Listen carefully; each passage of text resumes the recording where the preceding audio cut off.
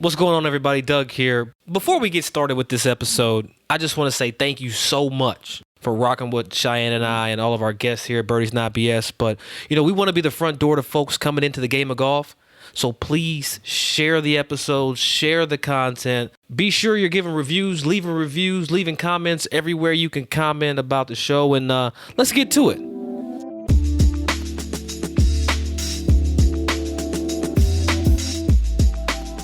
Well, here we are again, a.k.a. back at it again. I got my homegirl, Shy Boogie, with us. Birdies Not BS coming back to you. Interesting stuff going on this week, Shy. Collin Morikawa takes the PGA Championship. How are you feeling about this young gun coming out and getting it done? I love Collin. I love watching him play. I love his smile. Oh, my gosh. Honestly, though, I mean, his game is just so well-rounded. And I only saw a few highlights from his round on Sunday, but he definitely has the clutch shots when he needs them. I saw the drive coming down the stretch, drove the green to about 15 feet. That leaderboard was stacked. And for him to be able to come out on top out of all of that, I think it says a lot for someone of that age. I mean, he's young. It's only his second year on the PGA Tour? With a win, two wins? Nothing's got one win. Two wins with a major. Is this his first or second year? This is second season. This quarantine time warp that we're living in. To keep up. No, but you have to talk about the low light from the week, right? I mean, he won the championship. He played great golf in the clutch. But his low light was hoisting the trophy and dropping the top. Oh, I loved that. I mean, the memes that will be created. Yes. Sustained. He'll never live that down. Ever. He will never. And I agree with people I saw on Twitter tweeting about it. That makes him even more relatable. Like, I'm sure we all would have done that. How many people know how heavy that thing is, how to hold it? Yeah, that was funny to see. Yeah, but his face was classic. Like, the face that he made was like, oh, so shit. Genuine. It was genuine. I don't think he's had time to learn how to not be genuine. You know what I'm saying? Because he's 23 years old. He's one of those guys you just can't help but like. Exactly. He's hard not to like. I mean, he graduated college. He's with honors, 4-year student athlete, got it done in the classroom, done on the golf course. You got to like the guy. You got to. Yes, well, for sure. Well, I tell you, you talk about clutch shots and clutch performances. Mine is your little putt you made with your little weak fist bump, but it's okay. I understand now. Here we go again. I understand it now. But to stand up on the 70th hole of a major, drivable 330-yard par 4, slight cut needed, C to the left.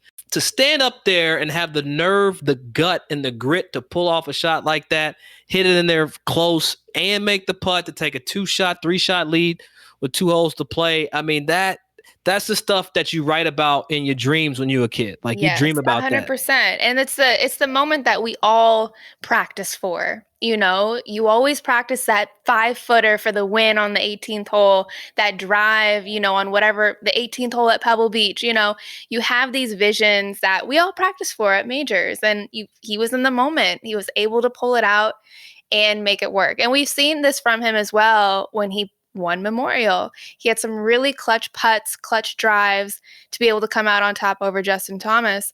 And again, for his first major, he backed it up once again. And it was just really cool to see someone, again, that young, that just has no fear and just goes out and plays. He's going to be a superstar. Yes. But I tell you what, you talk about superstars, talk about the men's tour, got to talk about the ladies tour as well. Danielle Kang, back-to-back getting dubs. Why did you let her do that, Cheyenne?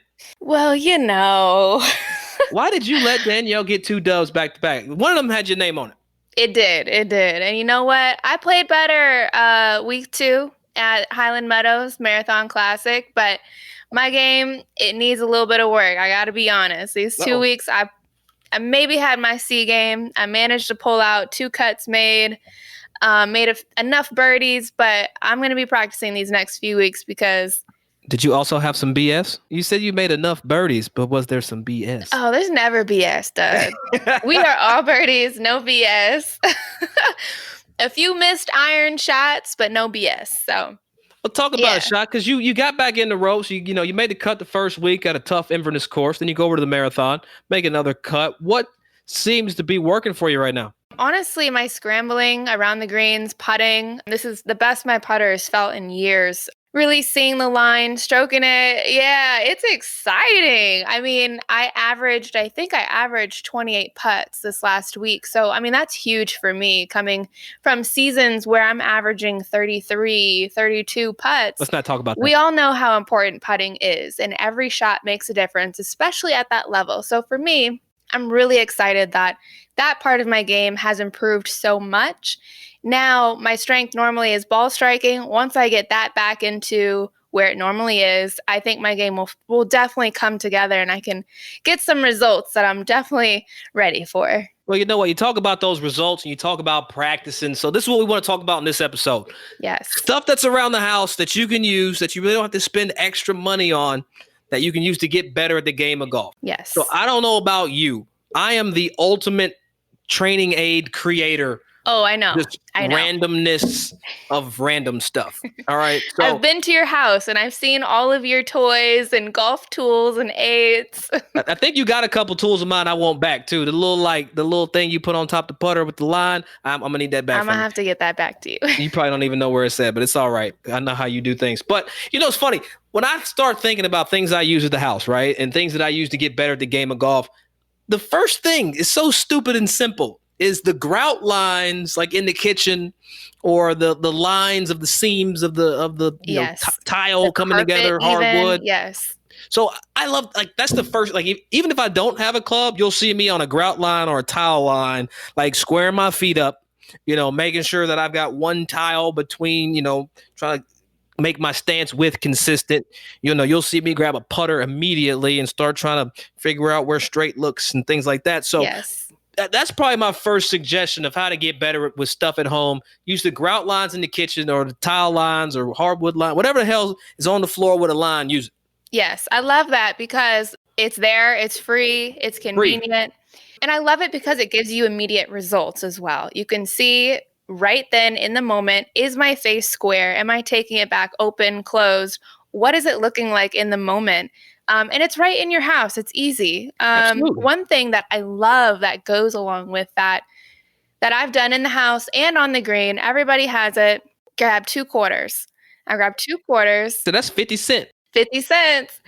So you can grab 2 quarters, place them on the ground. If you're going to use the grout lines, you can set it up with the grout lines. And what I do is with my putting stroke, only hit the top quarter off of the bottom one. So you set it up like you're going to hit like the quarters are the ball. Yep. I'm setting it up as if the quarters are the ball. I'm stroking only the top quarter off of the 2. And so what this does is really help you focus in on contact and how your putter is coming into the ball. You're not stroking it up too high to where you're hitting the top of the ball. You're not coming in too shallow to where you're going to hit both quarters. It really helps you specify on the path that your putter is coming through the ball and really helps you dial in that contact, which we all want on the greens because contact is everything. Without consistent contact, you aren't able to get consistent speed. See, I'm trying to find free stuff. You over here talking about using money. Like, that's crazy to me. Like, I know you can go dig in that car of yours. I actually like that a lot. I think I've done that way back in college days. But you know what? I got Old Faithful. You ready for this one? I don't think What? you are, but I'm going to tell you anyway. Ready. The coat hanger. Now, coat hangers got multiple uses, okay? The one way I use the coat hangers, I stick my arms through it, use the little loops on the side to go on my forearms. Yes. So I can kind of make sure I keep my forearm width, forearm consistency as I'm working on just rocking the baby with my putter stroke. Ooh, I like just kind that. of rock the baby. That's it. Just so you can see where your forearms are, and then you use like the hanger to see if there's any tilt to your Right. forearm angles. And make sure that your forearms are where they need to be. And that's one use I use for the coat hanger. Second use, I'll grip a club like an iron, and I'll grip the coat hanger in the iron to where the hook is,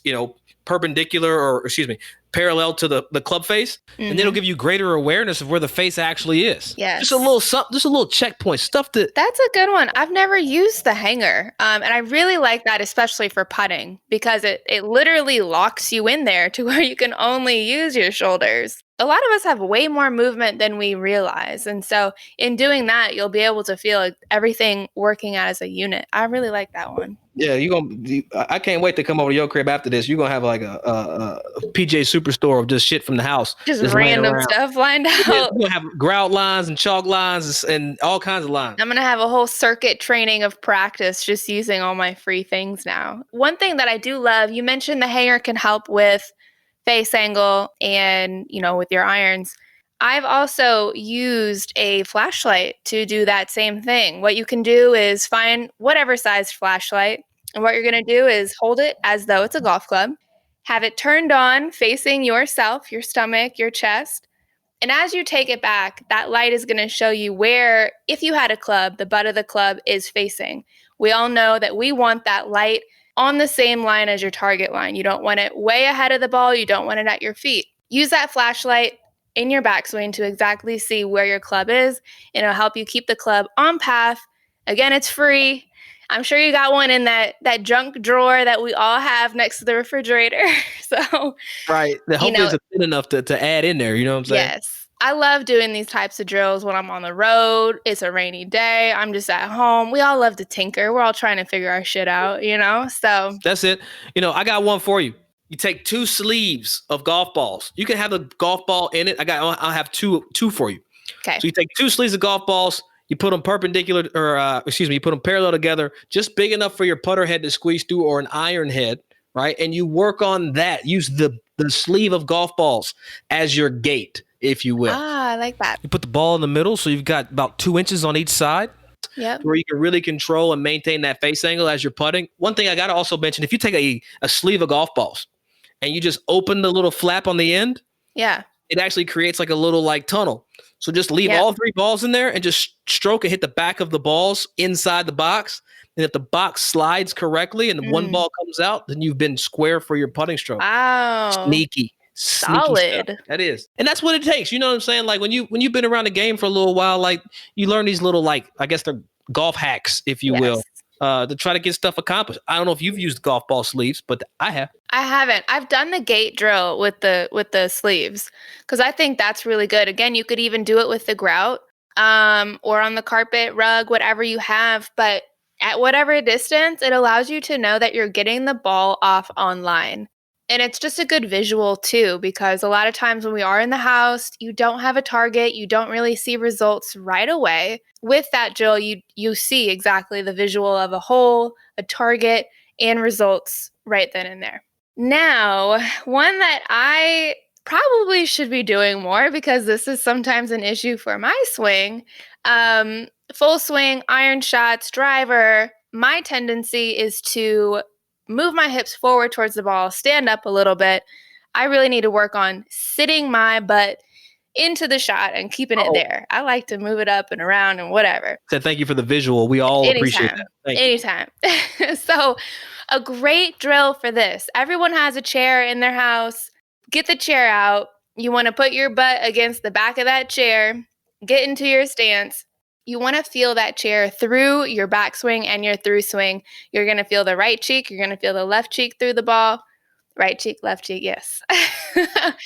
Left cheek, and hey! It really helps you get that feeling of staying in the shot. Everyone's heard, keep your head down, don't stand up.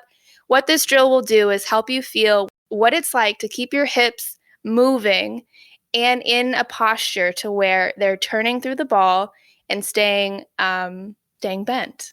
I call it rotational stability. Where it's like you feel stable. You just kind of rotate and you get that left cheek back toward, away from yourself. Yes. So you can create space to get that kind of that snap at the bottom. Yeah. It's my tendency, as a lot of us, is to get too crowded in the ball. Your hips are moving forward. Your hands have nowhere to go. You're going to block it out to the right. You're going to try and flip your hands and have that hook shot. We don't want all of that. You got a chair in your house.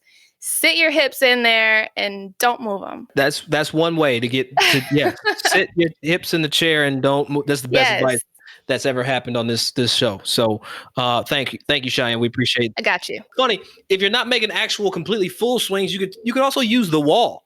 Yes, a wall is a great source as well. So I got one that's kind of off the radar, because a lot of people don't think of their actual golf clubs as training aids.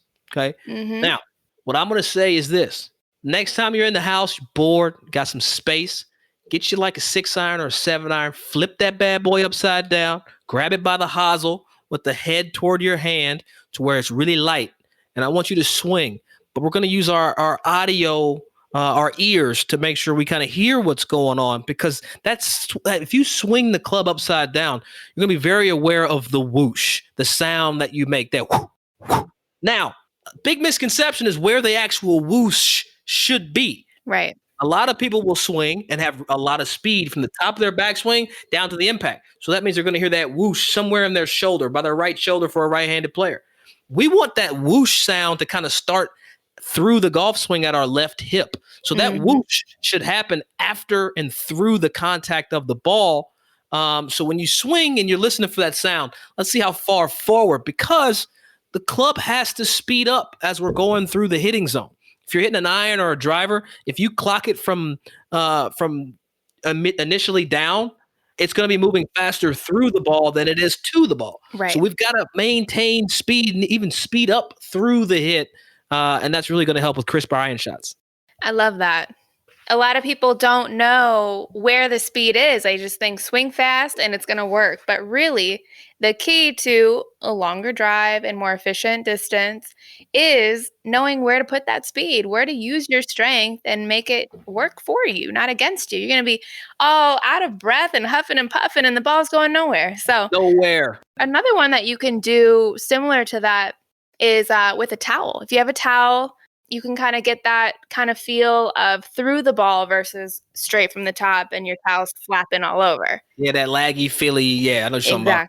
Exactly. But you know what? I think you hit the nail on the head. That's one of the best training aids ever, is a towel. You can do so much with it. All right, so first thing, talking about a towel, wrap it around either the front of your chest up under your armpits or around your back in your armpits. You can chip, putt, hit iron shots. You can do all kinds of shit with the towel just wrapped around your chest or your back. I love the towel chipping because for me, I mean, just to have my arms connected, quiet, it allows me to truly feel staying as one piece and allowing my body to work. It helped clean up my contact and my chipping and take my hands out of it as well. And so with that towel, you can take it, again, like you said, any shot really, the putter, the wedge, the driver, use it for speed. Very, very, very good tool. I like to take the towel and put it on a chipping green and use it as my landing area. Ooh, I like that too. You just take the towel, lay it flat, go to your little spot, pace off, how far you need it the ball needs to fly versus how far it needs to roll. Yes. And just use the towel as your target as you groove your pitch shots. Very good for a visual. Another great drill I love with the towel is for putting and speed. You put the towel out there, lay it flat. It gives you a nice square, natural, just box there. Take a 9-footer, 12-footer, 15-footer, get 3 in a row, 5 in a row, finishing the ball in that towel. It allows you to get a good judge of speed, control, and a visual, again, of what the target is and getting your ball to have that perfect speed there.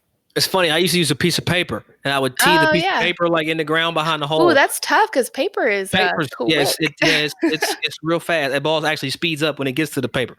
So, like that drill. I got that from Nat Sheary, so appreciate that, that's Nat. A good one. Demon Deacons. That's your girl. That's your teammate. Wake Forest, represent. What else we got? I don't know. I feel like there's so many random things that you can just grab in the crib. Yeah, I agree. I think this goes to show, too, that it's limitless. You find something that works. You don't always have to be on those infomercials and in the whatever golf store and buying the latest gadgets. There's so many things in your house that you have already that you can use inside, outside. And again, no excuse. You say you're busy, it's bad weather. You got stuff all over your house you can get some practice in. I mean, I've gone so far as to use brooms to work on my golf swing and give me some spatial awareness of where the face is. So I like what you just said. There's no excuse in the game of golf to not get better with shit you find at home. It's about just effort and creativity. Yes. If you're creative and you want to be better at golf, you can find stuff at the house, at the crib, to get better. You just got to do it. You got to do the work. A huge part of golf is the visual, again, the results, like we said, with the grout, with the face angle, and muscle memory. You know, you can do these movements and get that muscle memory of what it feels like, and your body can just get used to that because golf, it always feels so different than it looks. So if you could just get these movements down at home, you can then take it outside, and hopefully it's an easier transition for you to then acquire those skills. Absolutely. Cheyenne, take us home with this episode. If they don't get better with this, they got no hope. We're trying to help you guys out here, okay? So please let us know if these helped, what you like, what you don't like, and anything that we left out, because I'm always trying to find good drills to do at home or in the hotel room. So, comment, send us messages of what you've used in the past, and we'll be back next week with some more tips and fun stories. Birdies Not BS on Instagram, Facebook, Twitter, birdiesnotbs.com. You know where we at. We here. We need questions. We got you, but we also need them reviews. So please go on and leave us those reviews. We appreciate 5 stars. Holla. And we'll be back next week. Holla at y'all. We want to be your front door. So we know that you listening or downloading the episodes and liking us on Instagram. We appreciate that. But tell your friends about us. Go out and let's grow the game together. We want to be the front door to those people that you're bringing into the game of golf in a no BS fashion. We're going to give it to you straight and all the way real. Tell your peoples about us.